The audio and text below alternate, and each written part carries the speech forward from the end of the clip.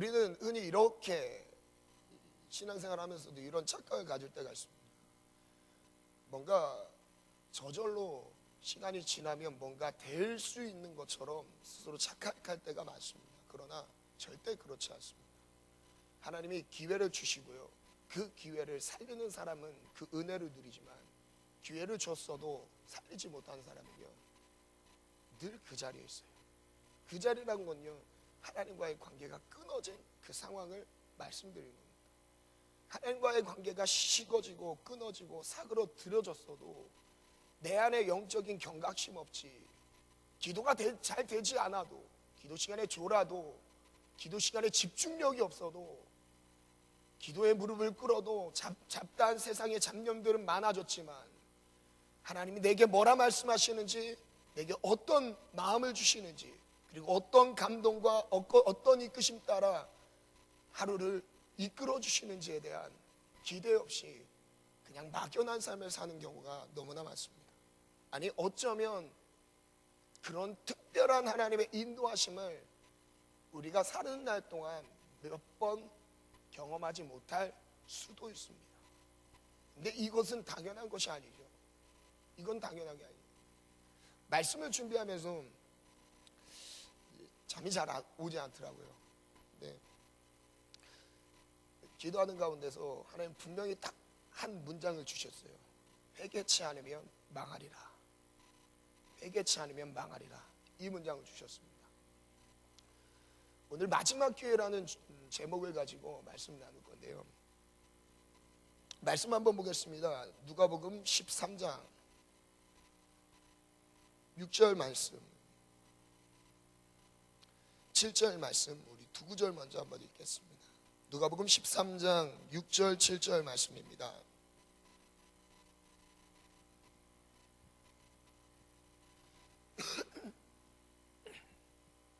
우리 다 같이 읽겠습니다. 시작. 한 사람이 포도원에 무화과나무를 심은 것이 있더니 와서 그 열매를 구하였으나 얻지 못한지라 포도원 지기에게 이르되 열매를 구하되 얻지 못하니 찍어버리라. 어찌 땅만 버리겠느냐. 무화과 나무가 있었습니다. 이 무화과 나무는 이런 특징이 있어요. 1년에 두 번 내지 좀 많게는 5번의 열매를 맺습니다. 그래서 열매가 없는 거는 있을 수 없는 일이에요, 무화과 나무에게는요. 그래서 무화과 나무 안에는 우선 첫 번째 열매는 한 6월 달쯤에 첫 번째 열매를 맺는데, 그때 맺는 열매는 좀 열매가 상품 가치가 없는 열매예요. 상품 가치가 좀 없고 맛도 별로 없습니다. 모양도 별로 좋지 않은 거죠. 그런 무화과 나무가 처음에 열립니다. 6월 달쯤에 열리거든요. 근데 6월 달쯤에 그 첫 번째 무화과가 열리는데 그걸로 사실 끝이 아니에요. 그리고 두 번째 열매는 8월에서 9월경에 한 번 더 열매가 맺습니다. 근데 이 열매가 진짜 열매예요. 이 열매는 정말 맛있습니다. 그 두 번째 열매예요. 두 번의 열매, 이제 무화과 나무가 한번 심겨지면 1년에 2번 이상의 열매를 맺습니다. 적게는 2번, 많게는 5번의 열매를 맺는 거죠.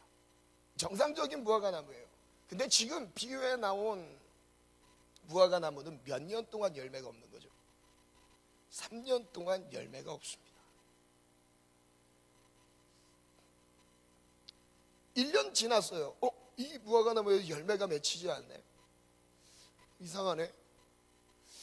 분명히 내가 거름도 주고 땅도 파고 분명히 할 건 다 했는데 왜 열매가 없지? 그 다음 년은 어떻게 했을까요? 좀 더 신경 써서 가꿨겠죠. 열매가 맺히도록 좀 더 신경을 썼을 것입니다. 그러나 그때도 열매를 보지 못했어요. 3년째 됐는데 3년이 되어도 열매가 없는 거예요.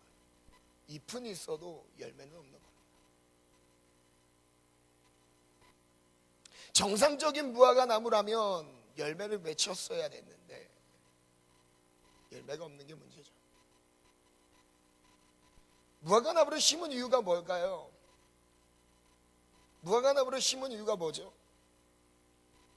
이걸 한 번 더 적용했을 때 하나님이 우리를 그 자리에 심으신 이유는 무엇일까요?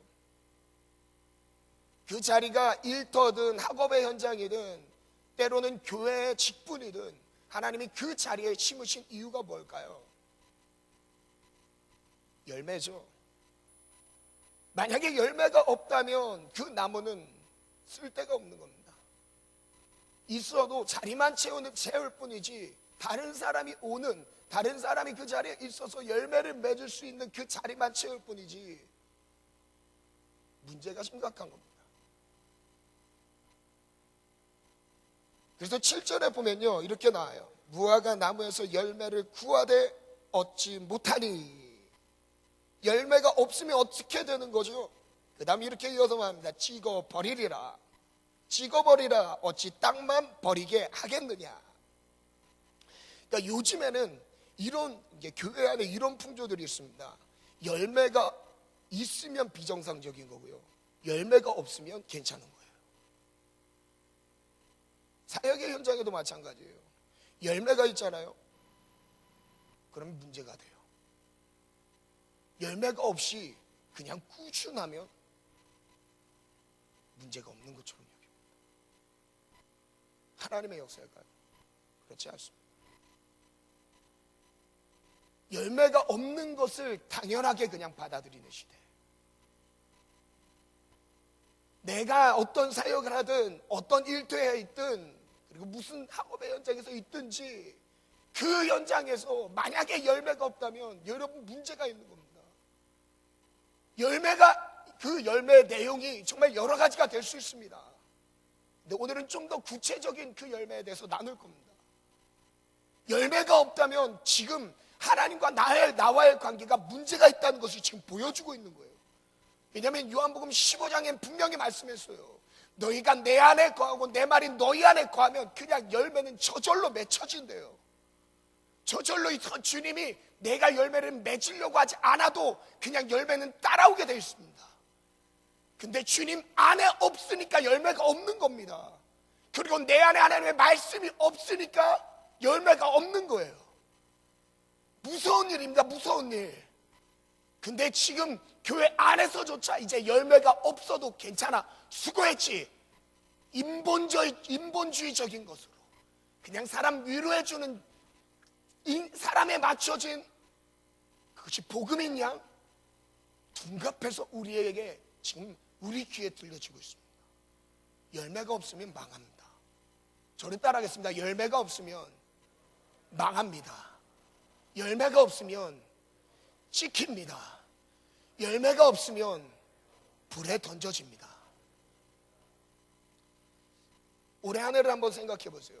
2016년 1월 달부터 시작됐습니다. 벌써 10월이 거의 막바지에 달하고 있습니다. 이번 한 주 지나면 10월 달은 거의 끝이에요. 약 10개월 동안 하나님이 우리의 삶에서 어떤 열매를 보셨습니까? 하나님이 내 삶에서 어떤 열매를 보셨습니까? 여러분, 이거는 이론을 말하고자 하는 게 아니라 실제 나의 영적 생활이 지금 묻고 있는 거예요.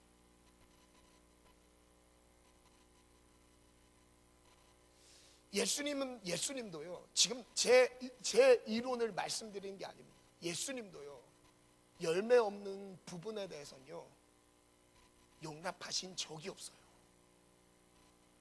예수님도 열매 없는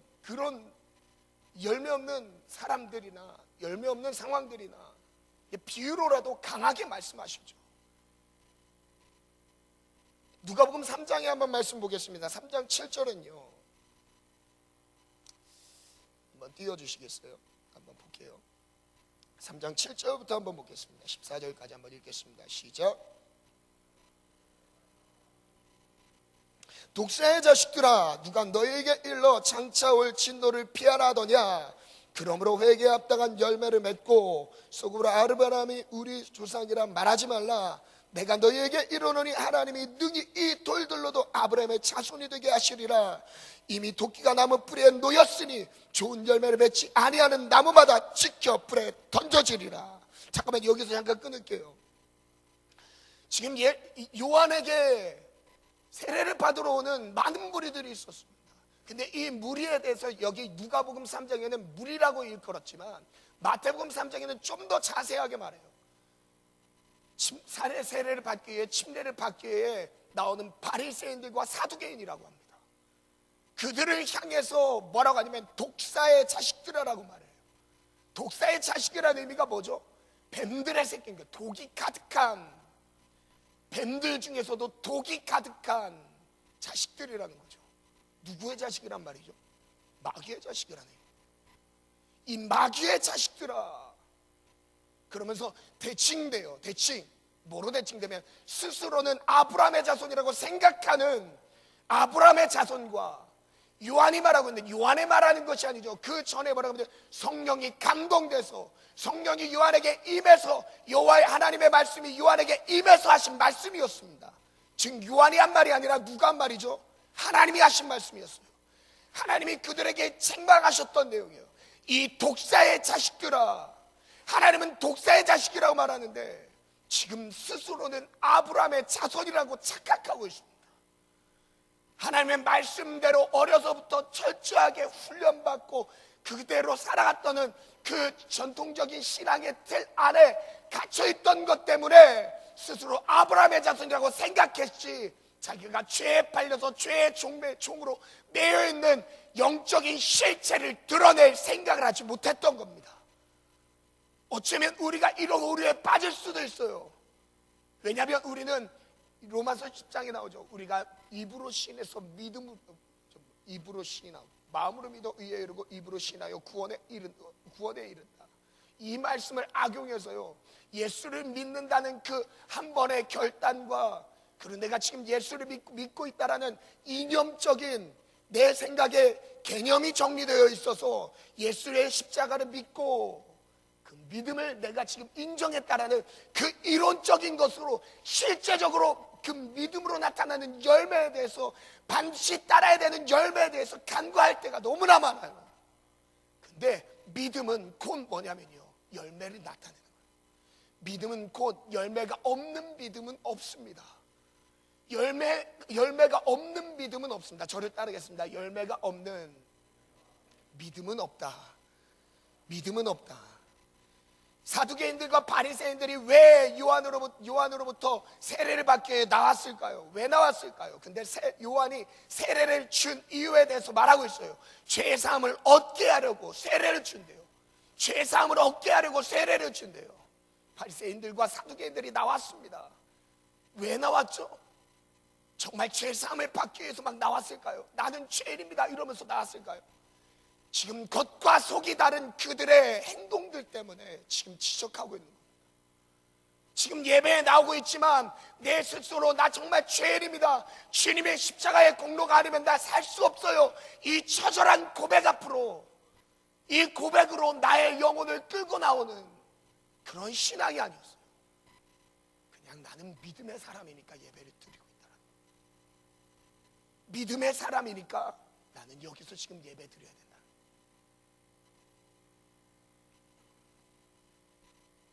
믿는 것 같은데 속에는 불신으로 가득한, 순종하는 것처럼 보이는데 마음 한편에서는 더 큰 불순종이 나를 끌고 다녀요.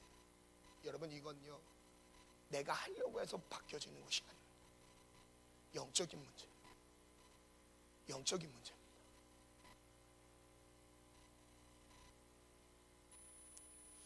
이어서 제가 읽어드릴게요.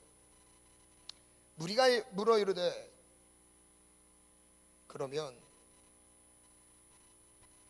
우리가 무엇을 하리까? 대답하여 이르되, 옷 2벌 있는 자는 옷 없는 자에게 나눠줄 것이요 먹을 것이 있는 자도 그렇게 할 것이니라 하고, 세리들도 세례를 받고자 하여 와서 이르되, 선생이여 우리는 무엇을 하리까 하며 이르되, 부가던 것 외에 거두지 말라 하고, 군인들도 물어 이르되 우리는 무엇을 하리까 하며 이르되, 사람에게 강탈하지 말며 거짓으로 고발하지 말고 받는 급료를 족한 줄로 알라. 여러분, 지금 회개에 대한 열매를 누가복음에서는요 좀 더 구체적으로 적용할 수 있게 보여줍니다. 3가지 사례가 나오죠. 무리들이 나옵니다. 무리들에게는 옷이 있는 자는 옷을 나눠주래요. 먹을 것이 있는 자는 먹을 것을 나눠주래요. 어려운 건가요? 두 번째, 세리들이 나옵니다. 세리들은 비천한 직업입니다. 그러니까 매국노로 취급받을 수 있는 직업이죠. 동족의 그 세금이라고 해야 돼요. 동족의 그 노말빌 붙어서 동족에게 좀 불편한 마음을 줄 수 있는 직업. 근데 그들에게도 말씀하시죠. 세리들에게 말합니다. 부과된 것 외에 거두지 말라. 어려운 건가요? 한 번 더 나오죠. 군인들이 나옵니다. 군인들은 강탈하지 말래요. 그리고 받는 급료를 족한 줄로 여기래요. 예수님이 어려운 회개를 원하셨나요? 예수님이 우리에게 요구하신 회개가 우리 수준에서 절대 지킬 수 없거나 우리 수준에서 받아들일 수 없는 정말 차원 높은 그런 수준의 것을 우리에게 요구하셨나요? 그렇지 않죠. 아주 기본적인 겁니다. 기본적인 거예요. 가정에서는 자녀의 위치에서 기본적으로 부모에게 순종하는 거죠. 부모라면 기본적으로 아주 자녀를 사랑하고 아내를 사랑하고 남편에게 순종하고 아주 기본적인 질서입니다. 직장에서 뭐죠? 자기의 맡겨진 일에 충성을 다하는 거예요. 최선을 다하는 거예요.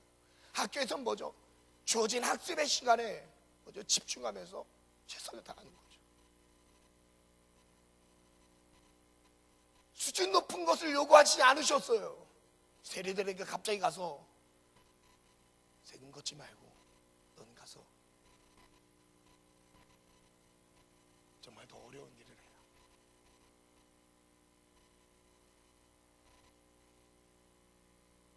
근데요, 하나님과의 관계가 무너지면 이 기본적인 것도 무너집니다.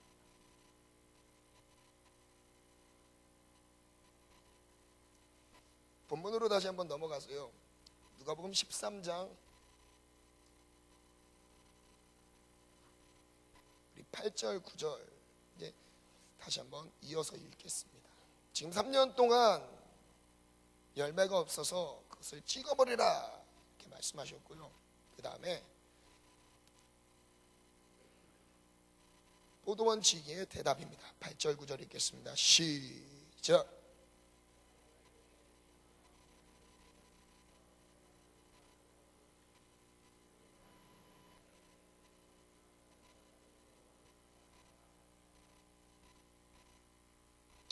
지금 주인이여 금년에도 그대로 두소서. 그런데 말합니다. 두릅하고 거름을 주겠습니다.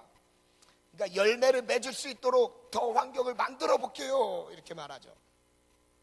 지금 우리가 하나님의 심판 앞에 있을 때 묵상 중에 이런 마음이 들더라고요. 우리가 매여 있는 그 죄와 세상적인 잘못된 습관과 하나님과의 관계가 끊어질 만한, 닫혀질 만한, 뭔가 단절될 만한 나의 잘못된 습관들 때문에 지금 내 삶의 열매가 드러나지 않는데 그것이 그 이후에 이제 하나님의 심판이 내게 예비되어 있는 거죠. 근데 그 심판 앞에 있을 때 예수님의 중보로 말미암아 우리가 심판을 면할 수 있어요. 예수 안에서 열매 맺는 최상의 조건을 만들어 주셨습니다.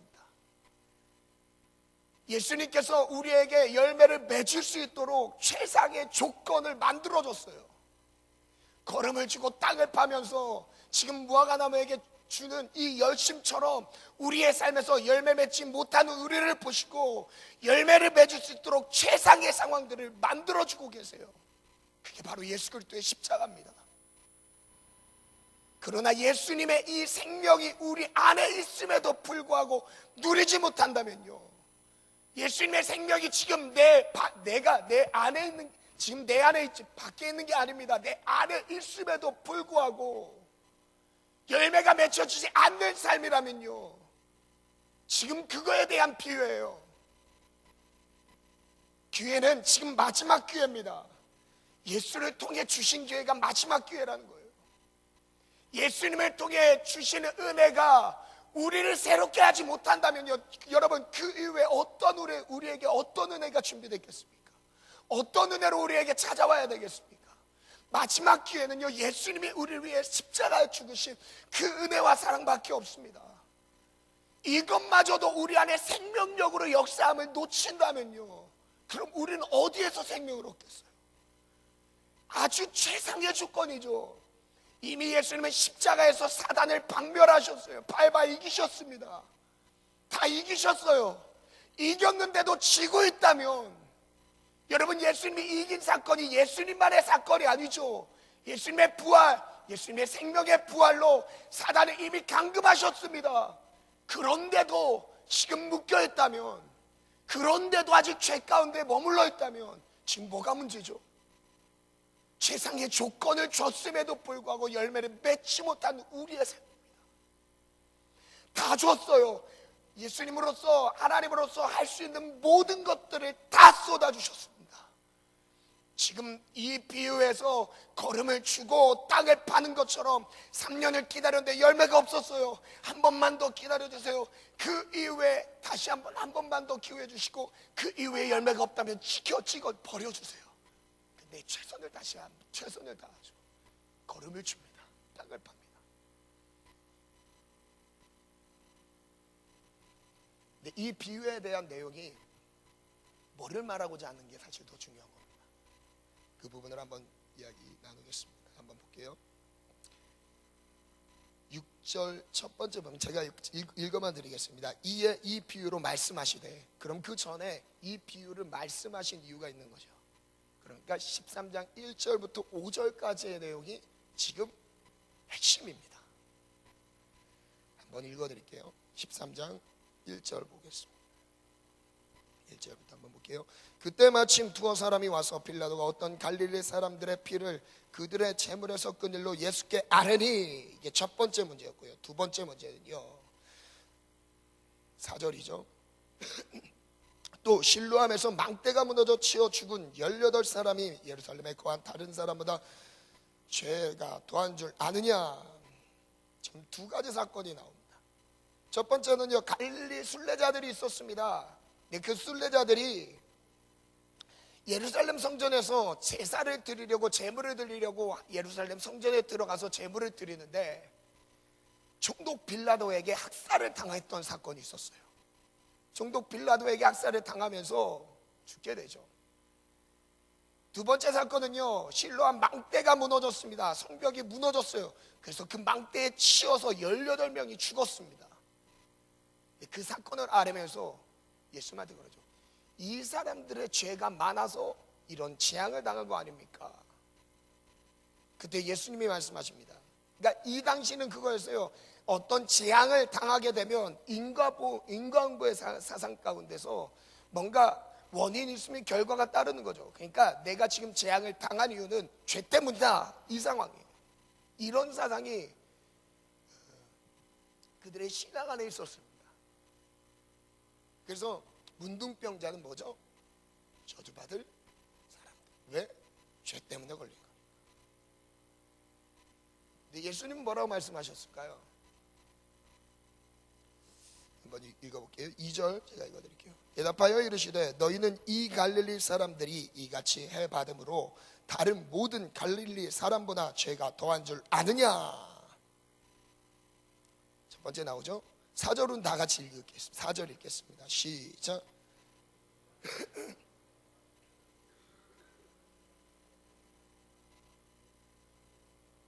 더한 줄 아느냐 물어보시죠. 지금 이 말은 그럼 예수님이 말씀하셨던 의도가 이 두 가지 사건의 문제가 죄 때문에 일어난 거예요, 죄 때문에 일어난 것이 아니라고 덮어주시는 거예요. 덮어주시는 건 아닙니다.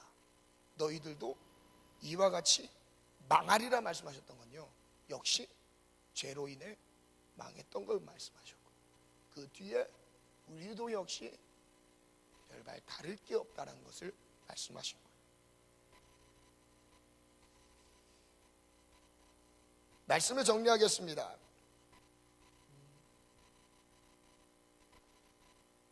연주 준비. 3년 동안 열매 없는 무화과 나무가 지금 뿌리 뽑힐 위기에 놓여 있습니다. 지금 그 열매가 없는 구체적인 이유는 지금 13장 마지막 읽어드렸던 1절부터 5절의 내용이죠. 회개의 열매가 없는 거예요. 너희들도 회개하지 아니하면 이와 같이 망하리라.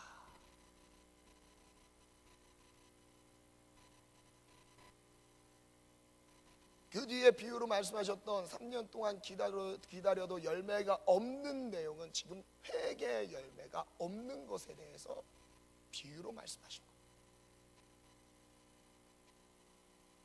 근데 그 회개의 열매는 지금 똑같은 흐름 가운데서 누가복음에 있는 부분을 찾아드렸죠. 3장에서 가장 기초적이고 기본적인 회개에 합당한 열매를 맺고 라는 부분을 세 가지로 설명드렸던 무리들, 세리들, 그리고 군인들의 이야기를 말씀드렸습니다.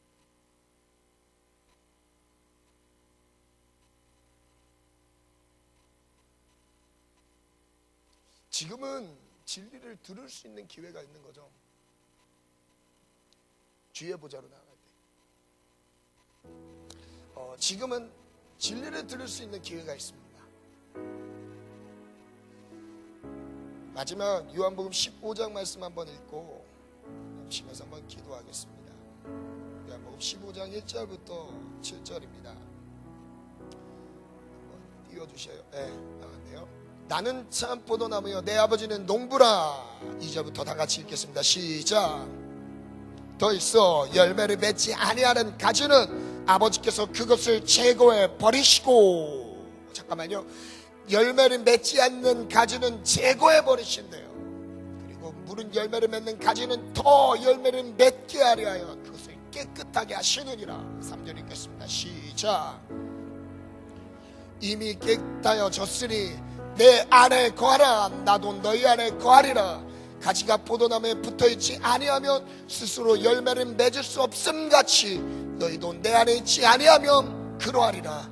나는 포도나무여 너희는 가지라. 그가 내 안에 내가 그 안에 거하면 사람이 열매를 많이 맺나니 나를 떠나서는 너희가 아무것도 할 수 없음이라. 열매가 없는 것은 하나님과 단절됐다는 것을 의미합니다. 회개의 열매가 없다는 것은 다시 말하면 내 삶의 기본적인 아주 그냥 내 삶의 위치에서 하나님이 허락하신 그